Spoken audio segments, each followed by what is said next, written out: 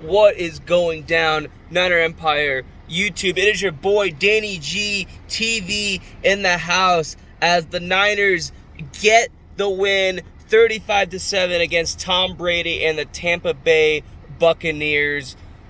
I know I'm a couple days late in the video, but I just had to come on here and talk about that because that was an incredible performance from Brock Purdy. His first career NFL start. He was 16 of 21, threw for 185 yards and 2 touchdowns. Remarkable game by Brock Purdy. Of course, his parents were there. There's a great shot of his dad just tearing up. Tears of joy, and what an incredible performance he had. The first rookie quarterback to beat Tom Brady in his first start. And Tom Brady had still does have a really good record against rookie quarterbacks, and Brock Purdy was one of the first quarterbacks to hand Tom Brady the L as a rookie. Remarkable game. Of course, Brock Purdy on the first play was hit kind of hard, which ended up being a helmet-to-helmet roughing the passer penalty, to which the Niners benefited because that's when Purdy was able to pitch it to Debo for the first touchdown. But a lot of people at that time thought that, maybe Brock won't be able to bounce back from this big hit and it might affect him, but it did not at all. And Brock was able to bounce back and have a hell of a fucking game. So, of course, the first touchdown was the pitch to Debo, and then the next touchdown, Brock Purdy at the goal line found the end zone himself for the rushing touchdown. And that made it 14-0, and this offense just dominated the whole game. It was 21-0 on the Purdy pass to Christian McCaffrey, who found the end zone. Christian McCaffrey just had a hell of... He's just been incredible since the Niners made that trade with the Carolina Panthers. And, man, you got to thank the Panthers because they gave us a hell of a gift with Christian McCaffrey making that trade with us. And who knows, maybe if we were able to win it all, maybe we'll even send the Panthers a raid because that was such a big factor, having Christian McCaffrey on this football team. He ended up getting a rushing touchdown later as well. Christian McCaffrey he's an X factor for this team. Like, the Niners may not have won these last 6. In fact, we probably would not have won these last 6 games in a row if it wasn't for a combination of the number 1 defense in the NFL and Christian McCaffrey. So that made it 21-0 on the touchdown reception from Purdy to Christian McCaffrey to CMC. And that actually initially, it was ruled a touchdown at first, and then they had to review it because you couldn't tell if he made full possession of it, but of course it ended up remaining a touchdown like it should have. And then before halftime, it was 21-0 because Purdy then found Brandon Ayuk for the touchdown. That made it 28-0 Niners at the half.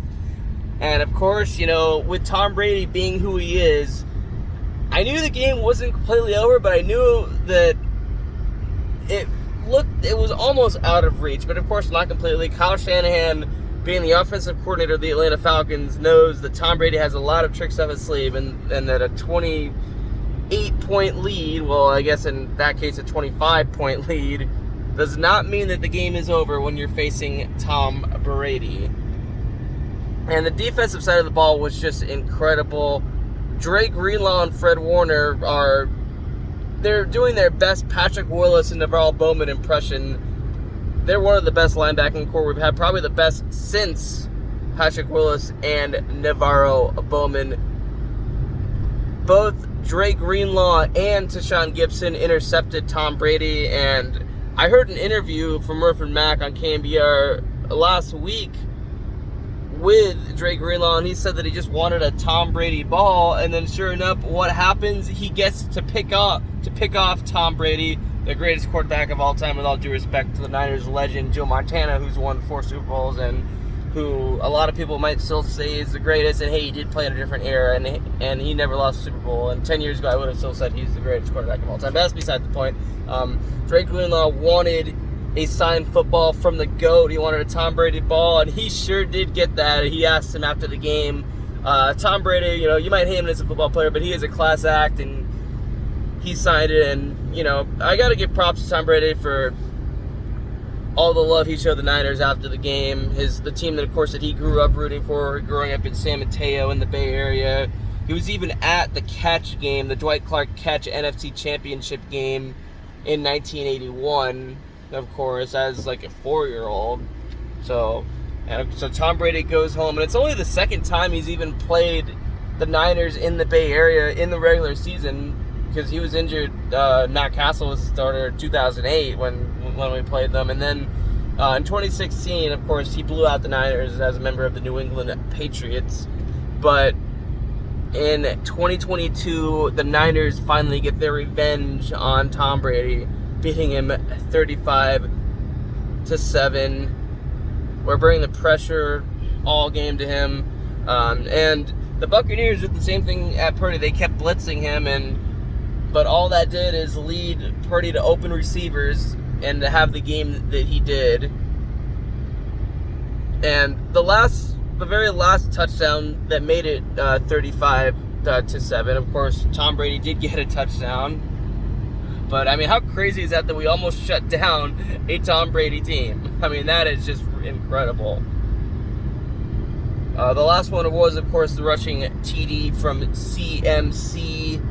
CMC ends up having both a receiving touchdown and a rushing touchdown. Like I said, he's just an absolute X factor on this offense. He's even more valuable than the quarterback position, because if he were to go down, then that would be the worst. Now, of course, Brock Purdy is dealing with a minor oblique/rib injury. He did practice today, and he is expected to play against the Seahawks. And, of course, if we are able to defeat the Seattle Seahawks on Thursday, we clinched the NFC West already, and that would be incredible if we're able to accomplish that with about 3 or 4 games left in the season.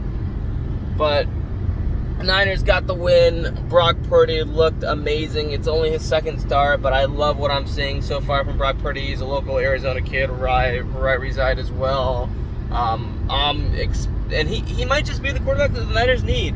Like, he might end up being the most accurate quarterback that I've seen in my lifetime as a 49er fan. Because he's done probably the best of his first 2 starts than any 49er starting quarterback in my lifetime has. So, and I know it's still early. It's still a small sample size. We need to see more from him, but I'm expecting good things from him. And I'm hoping he's able to go on Thursday. And if despite the fact that it is a division game and a game that you can clinch by winning, I would not be surprised if Josh Johnson ends up starting just because of caution, just for a precaution. But again, I think the most valuable player on this Niners offense is CMC, Christian McCaffrey. But man, what a win that was, beating the GOAT Tom Brady 35-7. Remarkable game. A memorable game for sure. Definitely a memorable game for Brock Purdy's parents, his mom and his dad. Got to attend that game. An incredible shot, like I said at the beginning of the video, of Brock Purdy's dad just absolutely tearing up in tears of, I don't want to say disbelief, because Brock Purdy's dad definitely knew that he was capable of doing that, but just tears of joy, because that was just a remarkable game for Brock Purdy and the 49ers. But anyway, I'm rambling on. Danny G is out. Let's go Niners. Peace!